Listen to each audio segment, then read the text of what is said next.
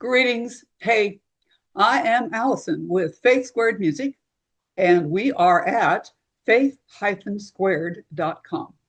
This is episode number 7 of Jumping Off the Page. Recently, I have been reading all about Abraham, Isaac, and Jacob in Genesis chapters 18 to 30-ish, where we learn a lot about the challenging family and relationship issues concerning each of them, specifically in matters of marriage and having children. Also recently, I've been learning a lot more about something called allowing.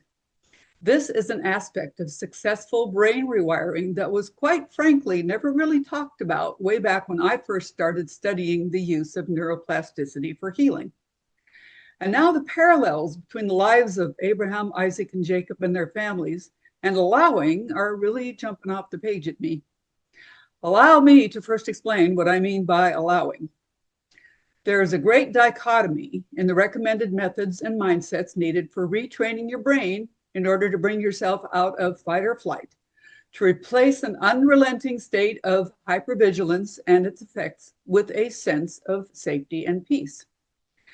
Building new neural pathways for healing takes consistent effort, repeatedly and over time. We might even say it requires the W word, work. The change doesn't just happen because you want it to. You have to educate yourself about the science, which to my mind includes the correlating gospel principles. 2, become aware of what has been happening in your brain and body and why. 3, figure out what tools and attitude shifts will work best for you. And 4, then move forward in empowerment with growing faith that this really can work for you. The problem with this is that the vast majority of people who have issues with nervous system dysregulation are type A personalities, overachievers, perfectionists, and people pleasers.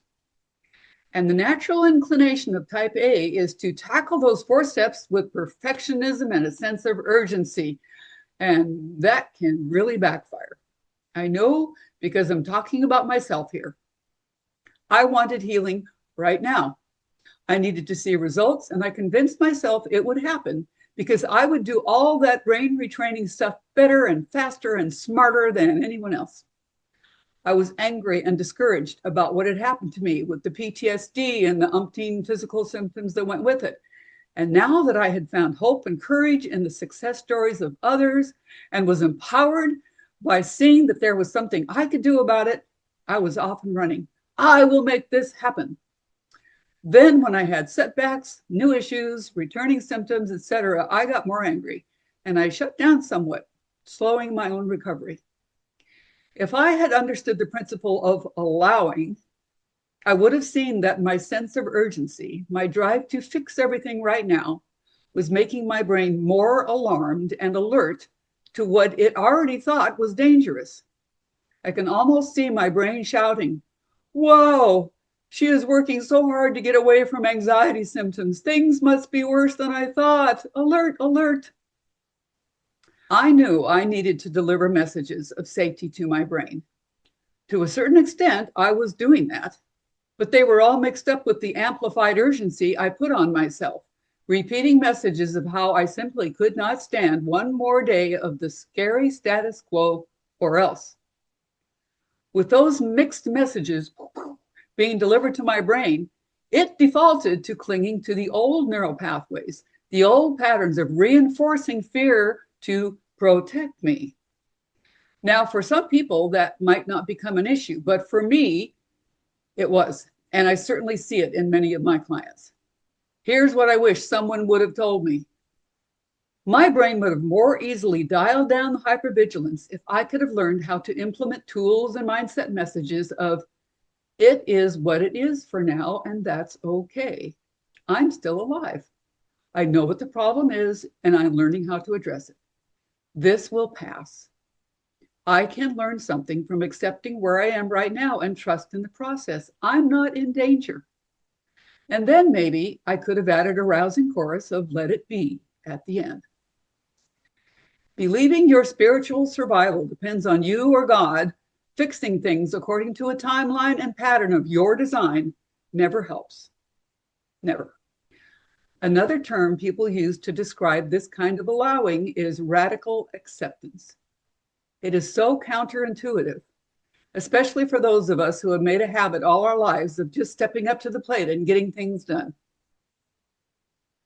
My husband and I are watching the Harry Potter movies again, and I can see a parallel to this principle when Harry, Ron, and Hermione get past Fluffy, the three-headed dog, and fall into the plant called Devil's Snare.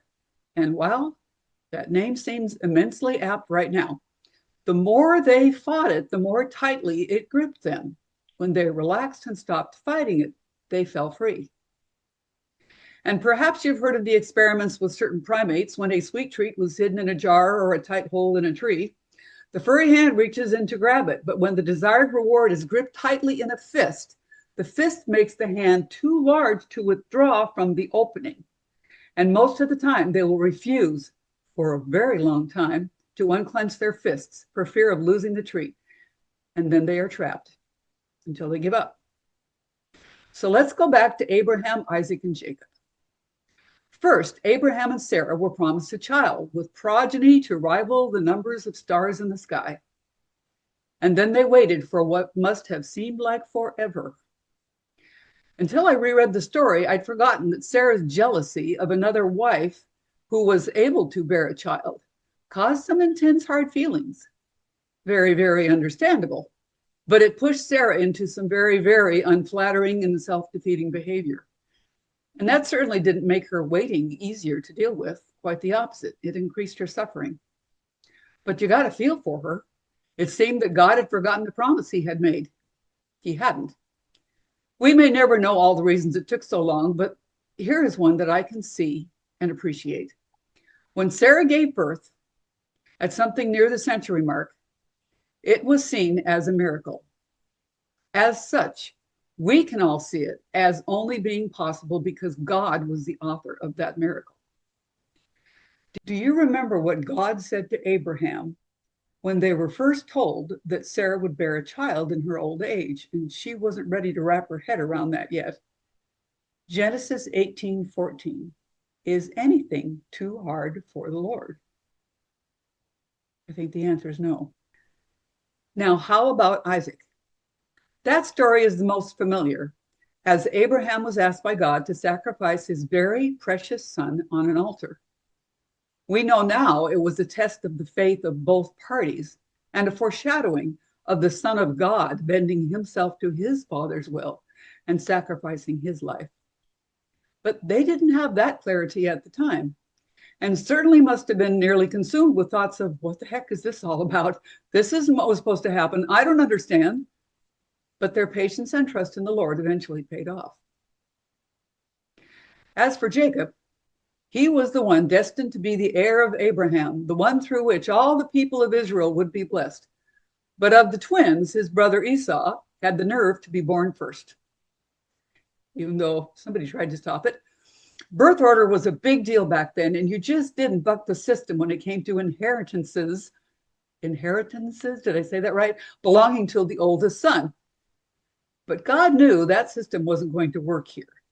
And through a slow, convoluted process that actively involved deception a couple of times, see this published work for more detail,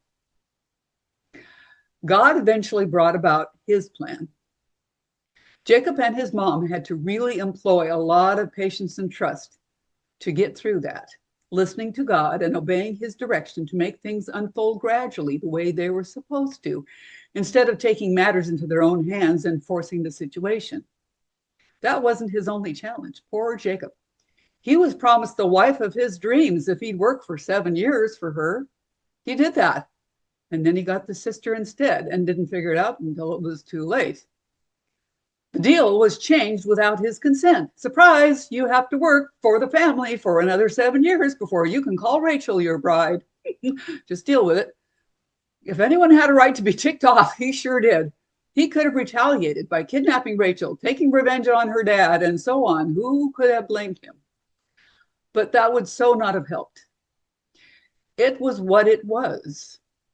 Funny to think that the Old Testament would kind of just ended right there if he had walked away in righteous indignation.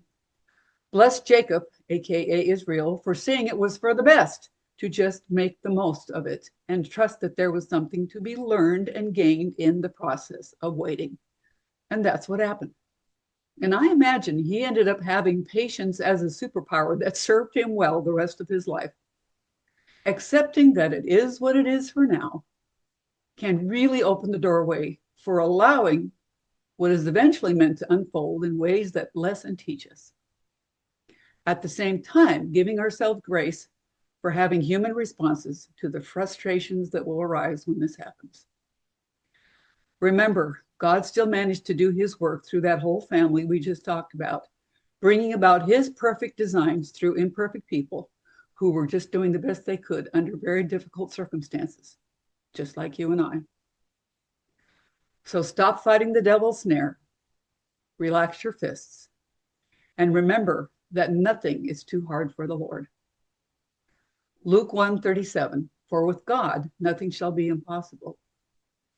Romans 4:21, and being fully persuaded that what he had promised, he was able to perform. We just don't get to boss God around in determining what that looks like, which it turns out is for the best. What might happen if you just let him be the author of your miracle by allowing? And all the people said, amen. Amen.